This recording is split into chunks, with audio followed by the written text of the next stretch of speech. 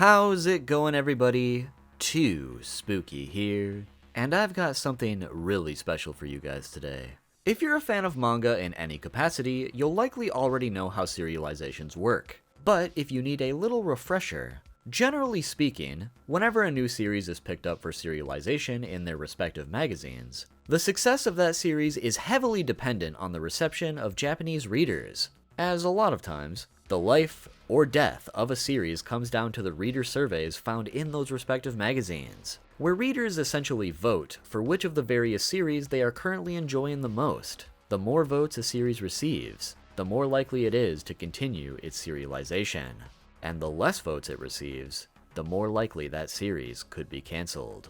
This can be pretty frustrating for readers outside of Japan, as they could be really enjoying a series, but have no way to vote to help keep their favorite series going.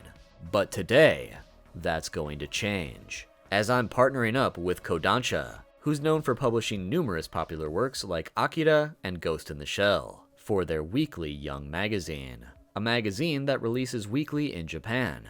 But this time around, they're bringing it to the West, with Young Magazine US, which features 20 different seinen series, 18 of which are brand new to the magazine, and most importantly, 16 of which are eligible for voting.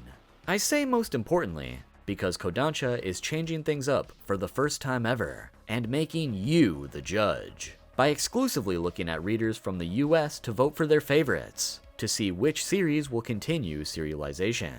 And out of those 16, only 5 will continue. For the first time ever, you hold the future of these series in your hands. In terms of where you can read these 16 manga, they are available to read for free via the official website, young-magazine-usa.com, and are also available on the official Twitter or X account, at yanmaga_USA, with limited physical editions of the magazine being available at Anime NYC and Kinokuniya stores while supplies last. And to cast your votes, you can do so by going to the official website, where you can vote for a series once per day until voting is closed. So you can vote for the same series every day if you really wanted to, or you can vote for a different one each day. The choice is yours. Outside of that, you can also vote for your favorites on Twitter or X, as via the official Twitter or X account, since all 16 series have been posted there, each like and repost counts as a vote toward the series mentioned in the post. So make sure you read all of these new series to find out which ones are worthy of your votes. And with that, the links to the official website and the Twitter or X account can be found in the description. So in this video today, we'll be taking a look at the 16 different series in Young Magazine US, and just for fun, I'm going to be ranking them from my least to most favorite, so you can see which ones I'll be personally voting for. But with that said, I can't encourage you enough to go and read each of these series yourself and form your own opinions, as something I like or dislike could be the exact opposite for you. So be sure to go check out each of these series on your own, and after you do, be sure to leave a comment below about which series were your favorites, which you'll be voting for, and why. Without further ado, let's jump right into it. Number 16. The Journey of a Dark Elf with Fading Powers, by Daisuke Itabashi. Once upon a time there was a mage named Amira, who was so powerful and skilled that she was revered as the greatest masterpiece the world of magic ever produced. But 200 years ago, she suddenly disappeared. Now in the present, her former student Lillicina has finally caught up with her, in hopes that Amira will accompany her teaching at the elite school, Kisaro Magic University. But upon measuring her magic, Lillicina discovers that Amira no longer has any magic at all.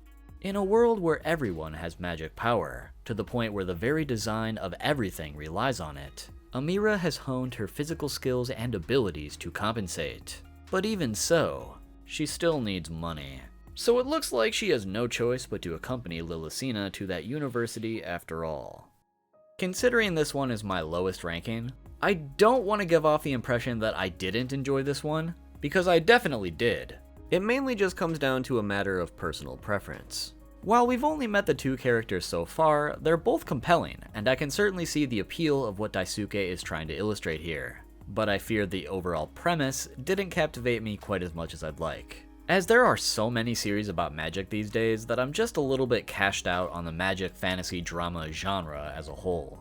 At the end of the day, I'd still love for this one to succeed, as there's a lot that could be expanded upon here. Like, for example, this first chapter was very much a stop and smell the flowers kind of setup, and I imagine once our characters actually get to that university, that's when this manga is truly going to begin. But unfortunately, some of these series just have to be lower in my rankings. I will say though, the art style was additionally very crisp, and I loved the character design. Just unfortunate I enjoyed the other manga a bit more. Number 15. The Last TERRAN by Hiroshi Takashige, with art by Tatsumi Hitomoji. Over 300 years ago, the Earth died. The remaining bits of humanity managed to escape to the Moon and Mars, where they built colonies to live. But just like life back on Earth, merely surviving is a war that never ends. Because of that struggle, there are regular conflicts with pirate groups who seek to steal cargo vessels traveling throughout space. But in this case, they've stolen a prototype mech spacecraft meant for high-gravity environments, meaning it theoretically shouldn't even be usable in its current state. So a pilot named Joe is sent after the stolen spacecraft in order to retrieve it. But since he has a personal vendetta against a particular pirate, he causes tons of damage to those caught in the crossfire. Upon interrogating the pilot of the stolen craft, it's revealed that they are actually an Earthling from 300 years ago who was found suspended in space by salvaging pirates. An Earthling from 300 years ago and an incredible prototype ship out of the blue. Something big is clearly about to occur. This one has a lot of cool setup, and while it took me a little bit to get on board, I have to admit it sucked me in by the end of it and had me wanting to see more.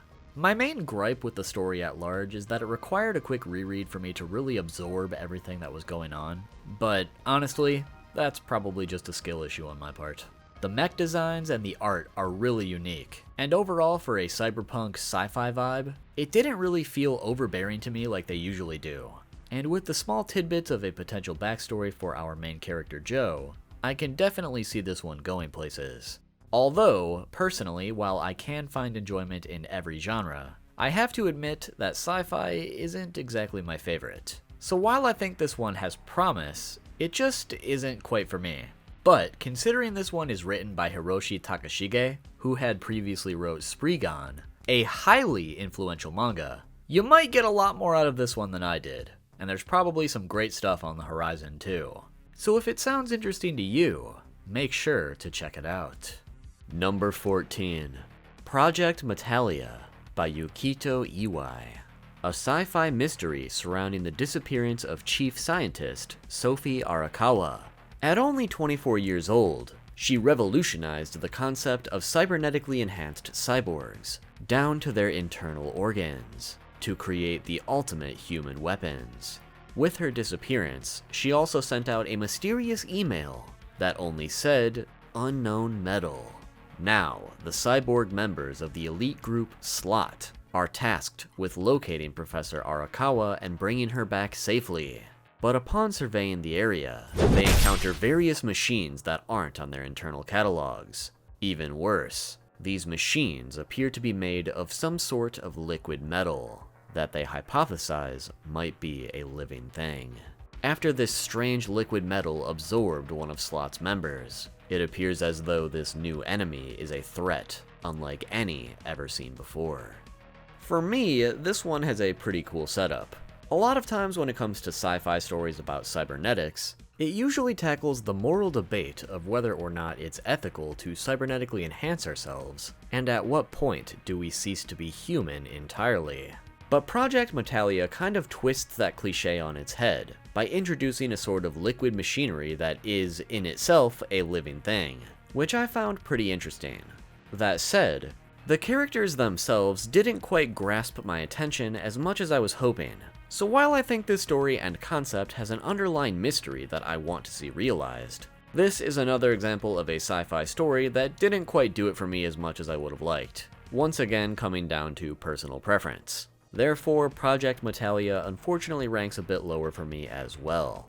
But if you're a fan of sci-fi mysteries, you might love this one, so be sure to check it out. Number 13. Still You by Kami Nishio. As middle schoolers, best friends Ryo and Rui decide to try out kissing, but when they're caught by Ryo's homophobic brother and he's beaten as a result, the two of them decide it's probably best to stay away from each other altogether. Now 3 years later in high school, Ryo is constantly conflicted because while he has a girlfriend and is overall very popular, he still has feelings for Rui, as he discovered those feelings the moment their lips touched all those years ago.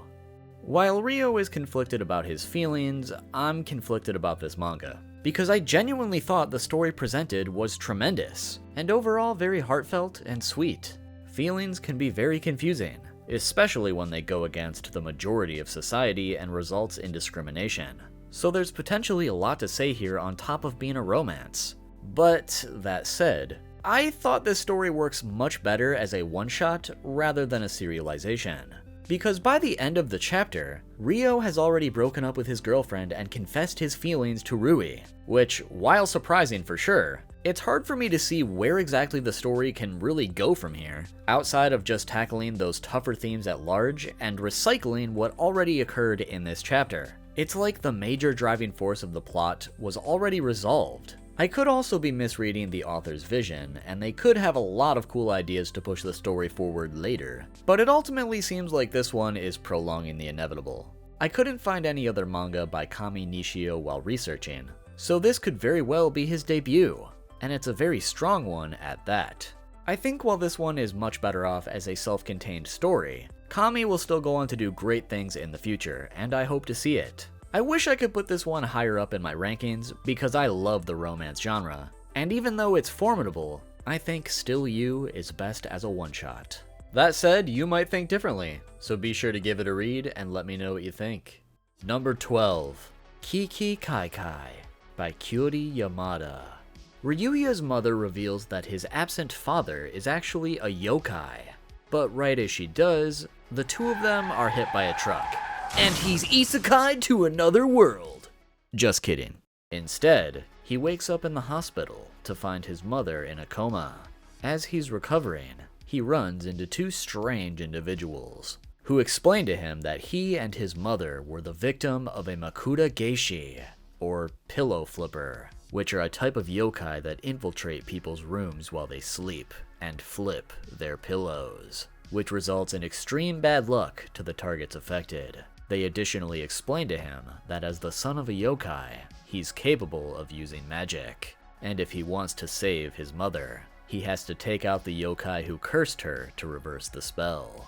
I'm a bit on the fence with this one, because while I can clearly see it has long-running potential, I'm admittedly a bit fatigued when it comes to supernatural battle manga, so this one just wasn't doing it for me as much as I would have liked. And that's not to say it's bad or generic either, because it has a lot of fun ideas, and tackles folklore that I haven't really seen present in its contemporaries. So I do think with a full serialization, this one could go on to be something unique in the genre.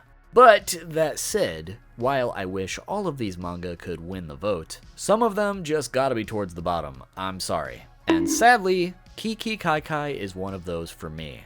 But you never know, you guys might think differently, so be sure to give it a read.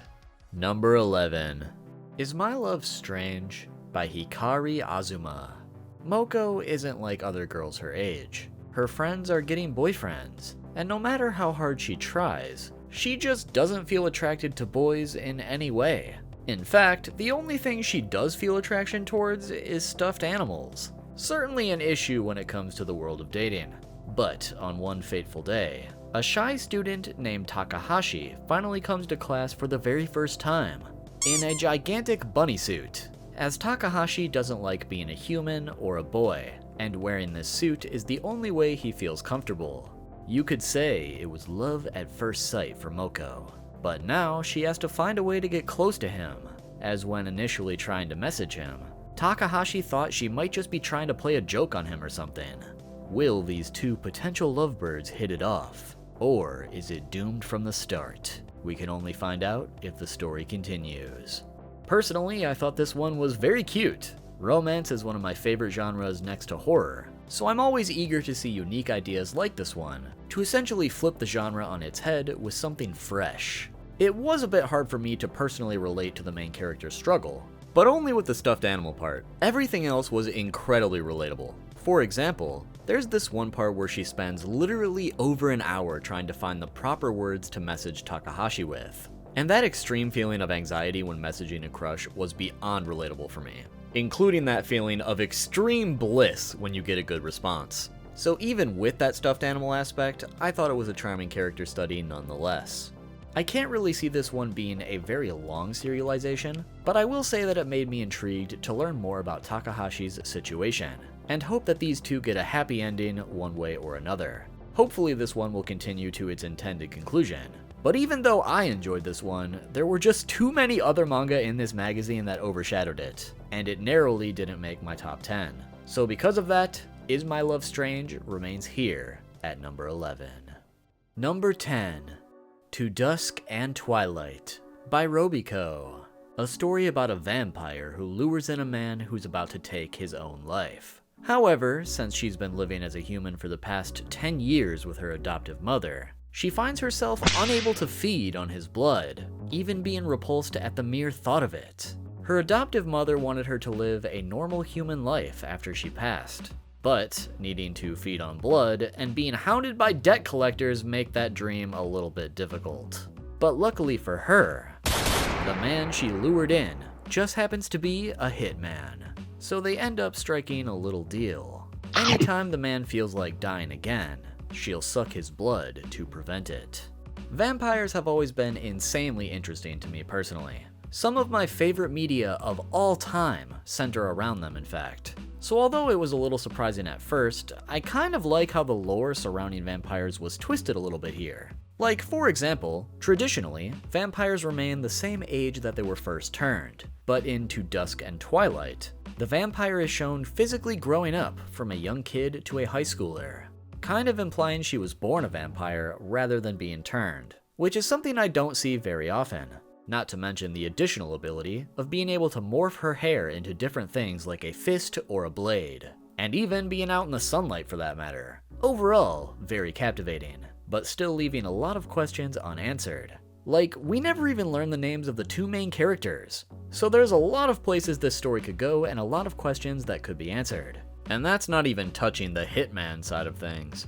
I've actually already been familiar with Robiko's past work, My Little Monster, and you might also know them from Our Precious Conversations, which ended 6 years ago now, making To Dusk and Twilight Robiko's long-awaited return.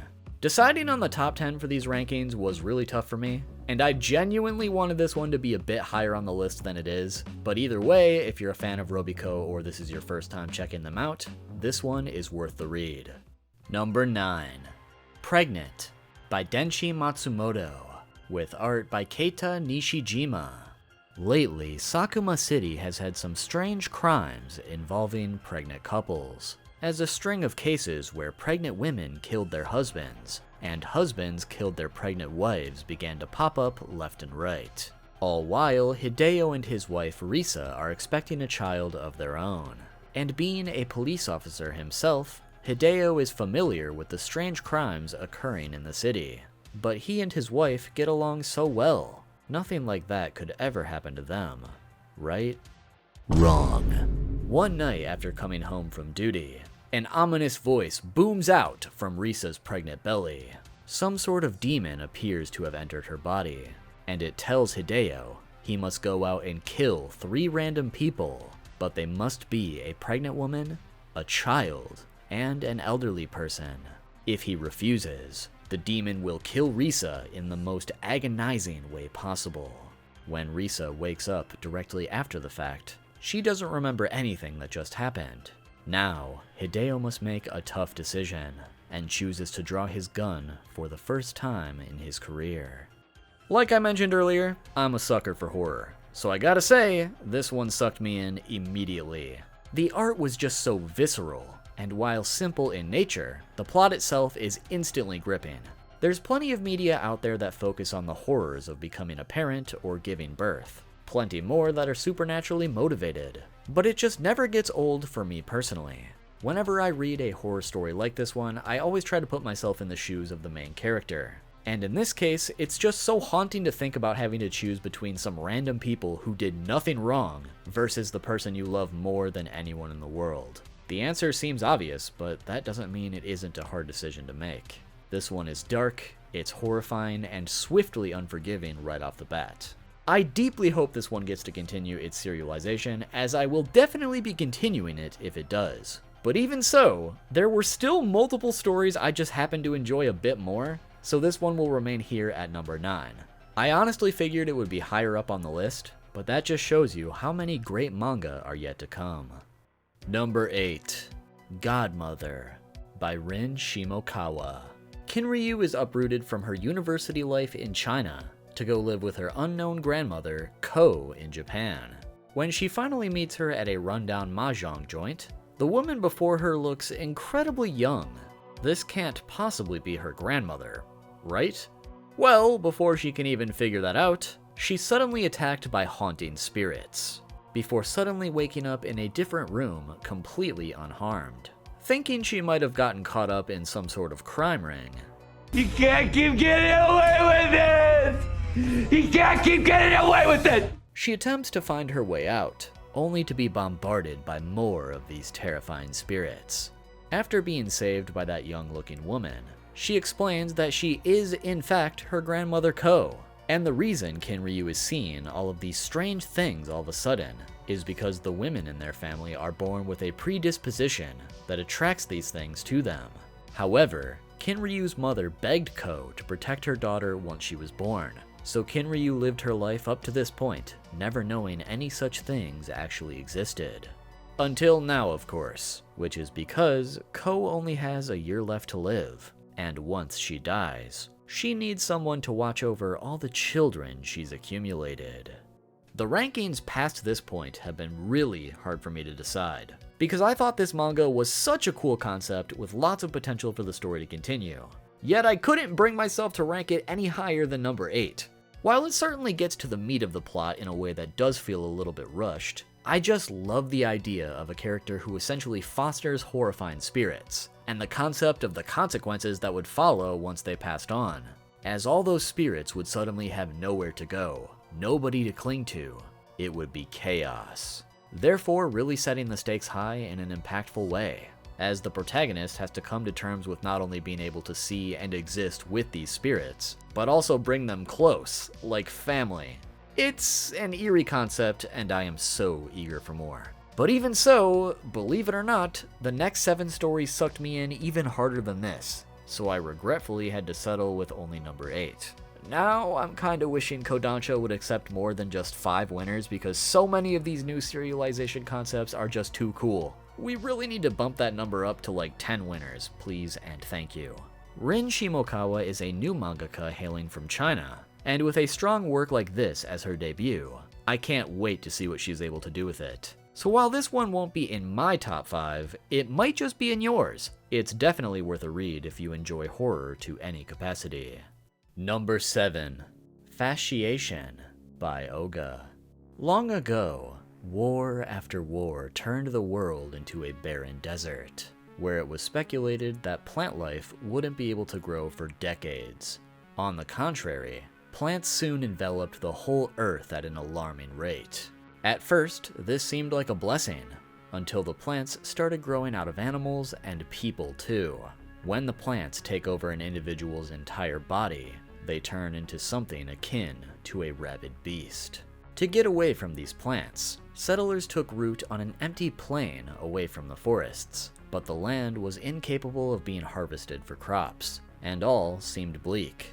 Until the Forest Mother appeared, who would give the villagers her plant arm to plant in the soil, in exchange for goods, which brought forth a healthy harvest. The Forest Mother would additionally keep the forest beasts from attacking the village. This symbiotic relationship would continue until the Forest Mother began to deteriorate in her mid-20s, to which she passed on her power to her successor, Zola, who has been upholding the role of Forest Mother ever since, and raising a successor of her own named Enya.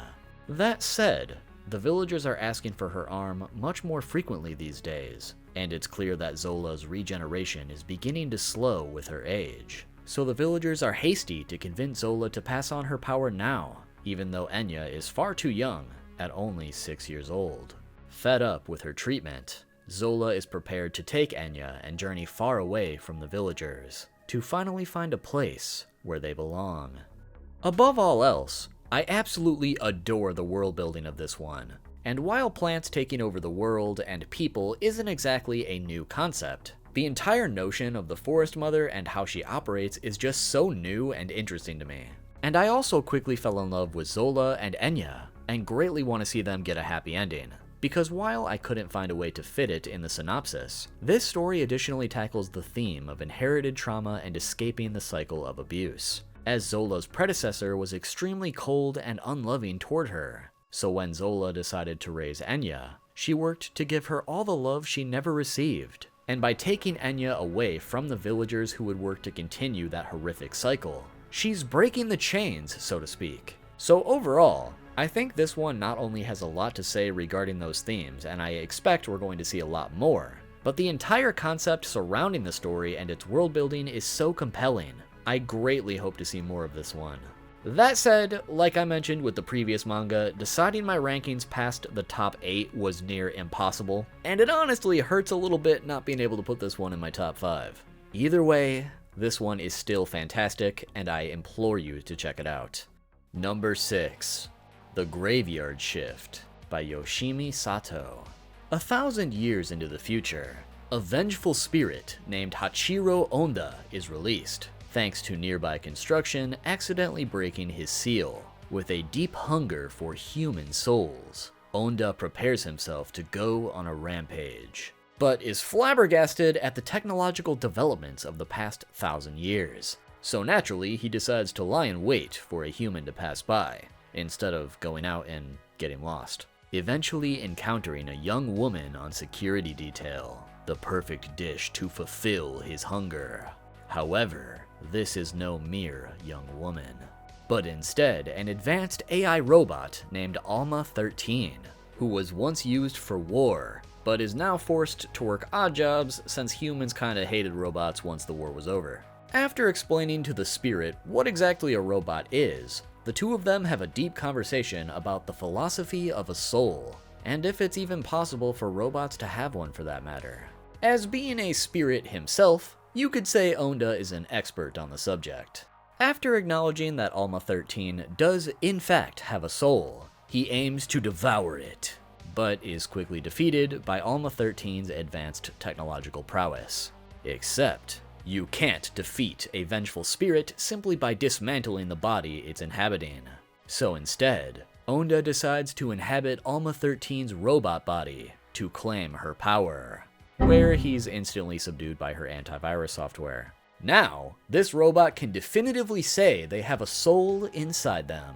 Knowing this will attract other vengeful spirits to her location, Alma 13 decides to welcome it and attempt to lure these other spirits to her robot colleagues, so they too can have a soul. I feel like I didn't do this one justice with my synopsis, but The Graveyard Shift is easily one of my personal favorites of these manga.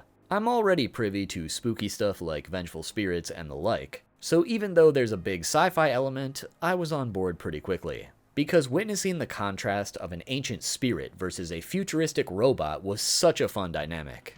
But most importantly, this chapter was incredibly funny. Like, it's not often that comedy manga get laughs out of me, but this chapter was genuinely hilarious and had me holding my sides multiple times. Which leads me to mention that while this is explicitly a horror comedy, I also really enjoyed the little philosophical debate that the two characters had about whether or not it's possible for sentient AI to have a soul. Because with how prevalent AI has become in our everyday lives, it's really a question of how long it'll be until we're too far gone and create something sentient, rather than if something will ever become sentient, and poses the bigger question of what AI sentience really means in contrast to humanity.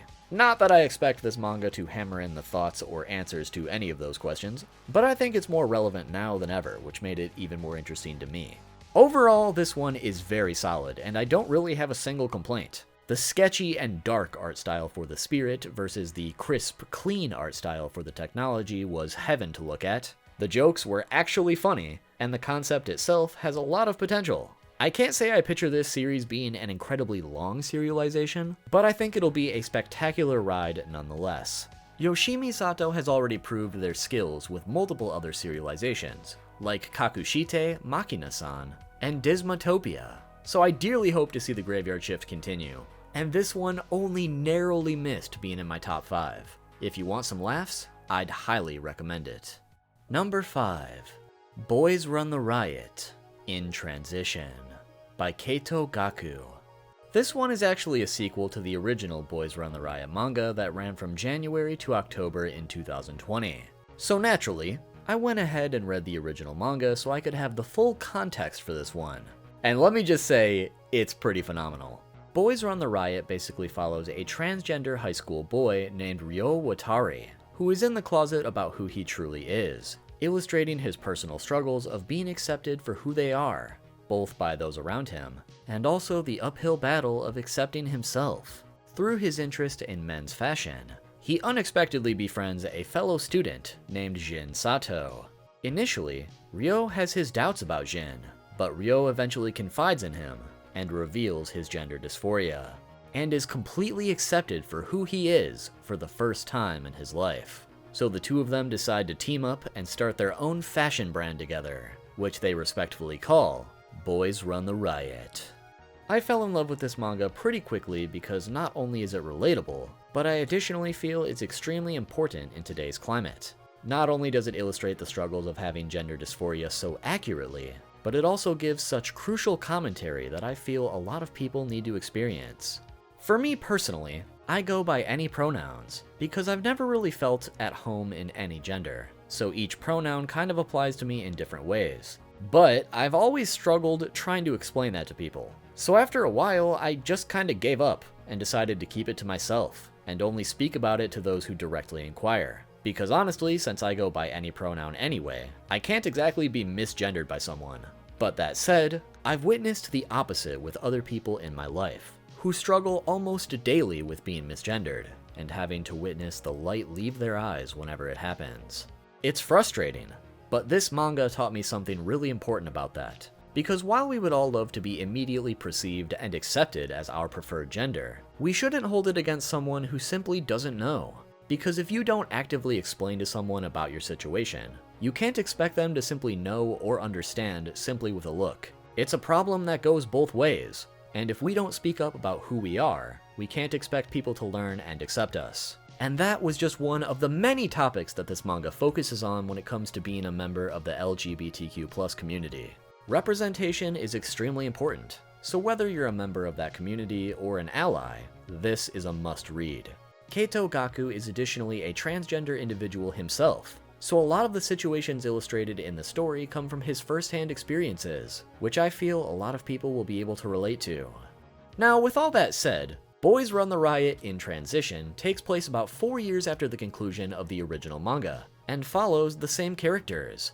During that time, Ryo has gone off to college for design, and is currently working hard so he can continue the Boys Run the Riot brand with his friends. But all while, Ryo is contemplating starting hormone treatment and getting gender reassignment surgery, and is struggling with the lack of acceptance from his mother concerning that. Because I fell in love with the original manga, I was already ecstatic to see another story following these characters. And with the commentary that Keito illustrated so accurately last time, I'm confident that he'll be bringing even more important commentary with the sequel. There's a lot more I could say about this one as a whole, but I feel I've harped on about it long enough. So plain and simple, this manga is especially something I want to see more of, so it's an easy top 5 contender for me. If it sounds interesting to you, please vote for it, and check out the original manga while you're at it. Number 4. The Knight of Blasphemy, by Rei Kindo. In a world where two religions with different gods constantly clash, the Astilidicidi, who worship the goddess Astiluna, and the Dornafalism, who believe the almighty creator Dorna is the one and only absolute god.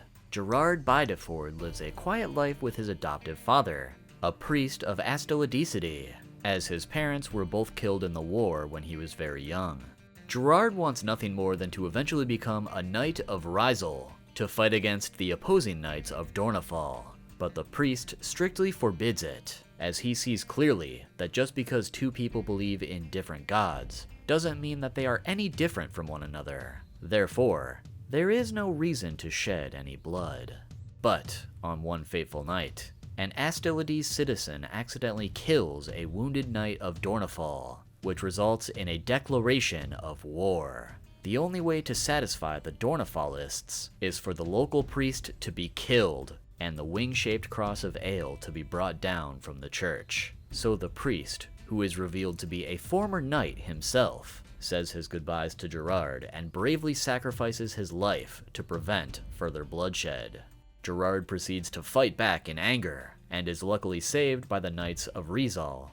However, in witnessing the priest die, Gerard realized that even amongst the two different notions of righteousness, there was never any righteousness to be found. Therefore, he begs the knight who saved him to make him a knight, so he can find a third righteousness, one that says no one should die. But this very declaration goes against everything both of their religions teach, which therefore makes him the Knight of Blasphemy. And so, Gerard's quest begins. I'm not gonna lie, I thought this one was kinda fire. I'm a bit of a sucker for historical fantasies as is, but a lot of times they fall into a pit of oversaturation, and I feared this would be another victim of that at first. But right on the second page with the line, "I will set everyone free from the curse of God," I fear I was completely hooked. That is straight bars. Namely, above anything else, I really vibe with the message the author is very clearly displaying here, as religion as a whole has been used as a tool for war and control since the dawn of religion itself. And while you'd think that we as a species would have evolved past that at this point, religion still has its hands on people's throats even today. And while the message is very on the nose, it's always important to remember that we are all just people. It doesn't matter what god, if any, we worship. We are all just people trying to get by and survive. Religion should never be an excuse for righteousness or a way to dictate what is right or wrong. And that message isn't something I see in media as often as I would like. So I kind of view Gerard as an allegory for liberating people from God, which in itself is a contradiction, hence the title, The Knight of Blasphemy. Additionally, in such a short time, the author was also able to illustrate some very compelling world building that I feel could go quite a long way. So I desperately hope to see more of this one. I couldn't find any previous works by Ray Kindo while searching around, so I'm not sure if this is actually his first work. But between the story, the characters, the message, and the immaculate art, I think they have a promising future ahead of them. And I will definitely be reading more of this one if it continues serialization. So make sure to check it out yourself. Number 3. Protocol Ryugu by Daisaku Sudo. A massive ice age hit Earth in the 22nd century, and now, 5,000 years later, the survivors of the ice age fought a bloody war for the remaining habitable areas on the planet. The winners managed to construct a utopia, while the losers were forced into the bottom of the sea, where their very beings evolved into something new. Now in the present, the undercover mermaid Franz works to set the Deep One's plan into motion, as after 500 years of lurking underneath the sea, they aim to take back the land above. For this one, you're just gonna have to walk with me for a minute, because the small synopsis I gave doesn't even begin to explain what's going on in Protocol Ryugu. And out of all the manga present, this one is by far the most unique. So unique, in fact, that I found myself having to reread this one multiple times just to fully grasp what was even going on. Like, I really sat there thinking, I might just be too stupid to understand what's going on here, because the world building is so complex and well thought out, and while it might come across as pure nonsense at first, this is truly a story unlike anything you've probably ever experienced before. I don't really want to compare any of the manga in this magazine to other stories, but I'd put it on the scale of something like Dune. To kinda illustrate what I mean, let me continue my synopsis. So, the various evolved species beneath the sea wish to take back the land above, right? Well, In terms of how they seek to accomplish that, we need to explain the OREC system. Back in the 21st century, before the Ice Age consumed the Earth, the world was essentially ruled by the American Empire, which used its entire military might to focus on tracking UFOs. And at the end of the 21st century, they successfully captured and gained control of multiple spaceships. After great scientific study on the UFOs and their technology, they established the OREC system, which basically constitutes the ability to summon UFOs at will from deep space, to use as both the ultimate attack and defense system, which is accomplished by ORECers, whom are select women with a specific genome that allows them to transmit brainwaves to these UFOs to control them. Now in the present, that essentially gives the government of this newly founded utopia an entire military force from space that can quell any attacks from those underneath the sea almost immediately. So what the Deep Ones plan to do is capture one of these ORECer women and surgically take out their OREC implant that allows them to control the UFOs, and transplant it into an OREC-compatible woman that they kidnapped and fitted with their own technology. So the Deep Ones can essentially gain control of the UFOs themselves, and take over the surface with them. And that genuinely doesn't even scratch the surface of what's going on here. So initially, after reading Protocol Ryugu the first time, I didn't really care for it very much. I thought it was incredibly unique, sure, but it also felt like there was just too many ideas happening all at once, which didn't mesh very well together. But after letting it sit in my brain for a couple days, I couldn't stop thinking about it. It just kept creeping back into my mind again and again, which led me to want to research the author, Daisaku Sudo, to check out his other works, and see if they were all insanely complex and unique like this one. And to put it as simply as I possibly can, all of his works are completely insane, but in the best way possible. Learning more about Daisaku, I'm convinced that this guy might just be a manga genius that people in the West have never heard of. To explain what I mean by that, before becoming a mangaka, Daisaku graduated from Nagoya University's Department of Science, later getting a master's at Kyoto University, specializing in zoology, where he would go on to research the traditional rituals and religion of hunter-gatherer tribes in Africa, conducted from the perspective of a cultural anthropologist and ecologist, to which he would eventually obtain a doctoral degree in science in 2001, later becoming an associate professor in the Faculty of Humanities of Tomiya University in 2003, where he additionally decided to start writing manga, incorporating a lot of his research into his thought-provoking works, resulting in multiple serializations since. As of 2020, he has written numerous acclaimed research papers on his studies, and is now a professor at Kyoto Seika University's Malika Faculty of Medicine, in addition to continuing his manga career. A bit of a long-winded explanation, I know, but what I'm trying to say is that Daisaku is unequivocally smart. And while at first, Protocol Ryugu might come off as overly complex with too many ideas, resulting in a convoluted mess, Daisaku is a lot like the mangaka equivalent to David Lynch, in the fact that you just have to sit back and let him cook. It might not fully make sense while you're reading, but by the end, he'll have presented a work unlike any other. Which is why Protocol Ryugu is in my top 3 of series that I hope continue serialization the most. I do have a feeling this one will be the most divisive to readers, as you'll either recognize its unique appeal and love it, or immediately get confused and absolutely hate it. But either way, I implore you to check it out. Have an open mind, and let the master cook. Number 2. Into the Dark by Henri Morikuma. There's been a plethora of missing persons cases happening around town, so Makoto and June pair up to head home together from school to walk Makoto's dog, Taro. While they're talking, a gigantic door that appears to be made out of demonic-looking bodies appears in front of them. Before the two of them can even process what it is, it opens up to infinite darkness, where a gigantic hand flies out, grabbing the pair and dragging them into the dark, to which Taro runs in after them before it closes. Upon closing, the door disappears. Inside the darkness, the two of them are thrust into what can only be described as an infinite hellscape, filled with unspeakable creatures. There is no wind, no sound, only the smell of blood. Eventually they're dropped onto some sort of fleshy pillar high off the ground, where hooks rip into their skin and crucify them, where an indescribable creature looms over them, engraving some sort of strange mark into their arms as if performing a ritual. The mark causes June to explode into a shower of flesh and blood. But luckily, if you can even call it that, Taro and Makoto manage to transform with hellish powers of their own. Now, they need to find a way to escape.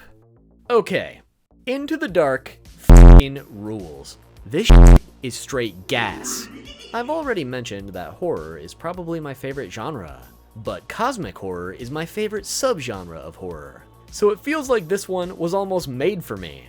Nothing is scarier than what we can't understand or comprehend, and that's what cosmic horror is all about. I love the fact that nothing is explained in this manga. These horrific things just start happening with no end in sight. I mean, think about it. What if you were just walking your dog down the street, not a care in the world, and a gigantic gate to some sort of hellscape opened up and threw you in? It's pure terror personified. The creature designs are ominous, the environment is haunting, and overall everything feels completely hopeless, even with these newfound powers by the end of it. I absolutely cannot wait to read the next chapter of this one, and it's easily one of my favorites. It almost ended up being my overall pick too, and was only narrowly beaten out by our final manga. I couldn't find any other works by Henri Morikuma when doing research, but even if this one doesn't end up continuing serialization, I will be eagerly awaiting whatever they come up with next, as I feel they've got a very promising career ahead of them. If you like horror to any capacity, you owe it to yourself to check this one out. And finally, number 1, GOUMA, The Blade That Slaughters Gods, by Hiroki Ishizawa. 4 fierce warriors called GOUMA sit around a campfire awaiting news of the yokai they're going to hunt. It doesn't matter if it's a tengu or even a god. All that matters is that they succeed.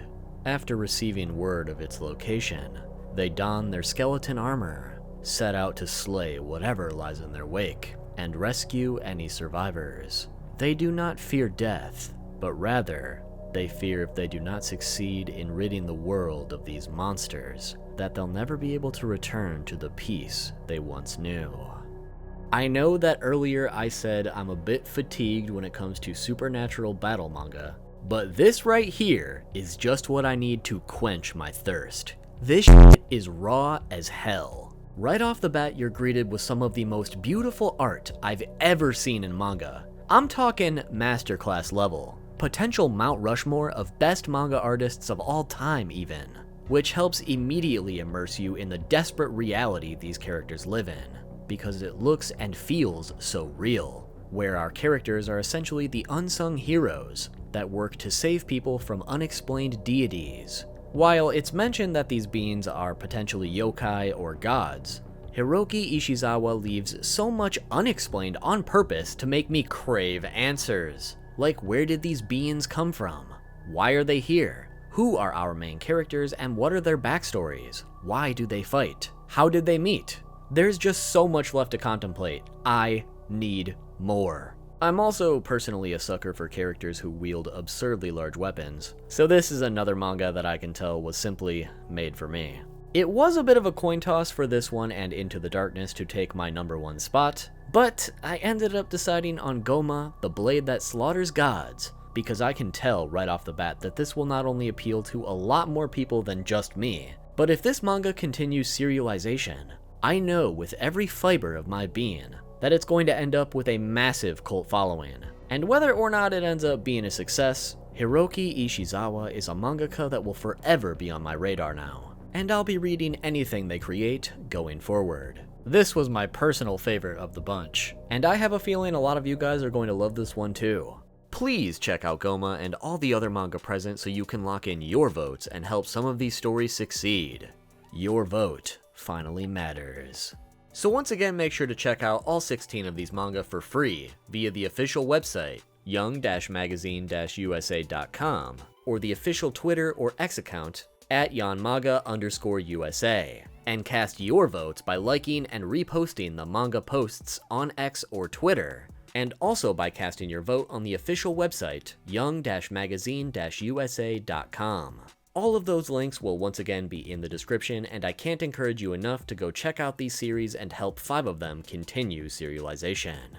And thank you so much to Kodansha and Young Magazine US for sponsoring this and making all of this possible. It's not often I do dedicated sponsored videos like this one, but the whole concept was so cool that I just had to jump on this incredible opportunity. And I'm really glad I did, because this video ended up being a lot of fun to make. Make sure to drop a like if you enjoyed, and subscribe with those notifications on for more videos, as I've got a lot of cool projects coming up soon.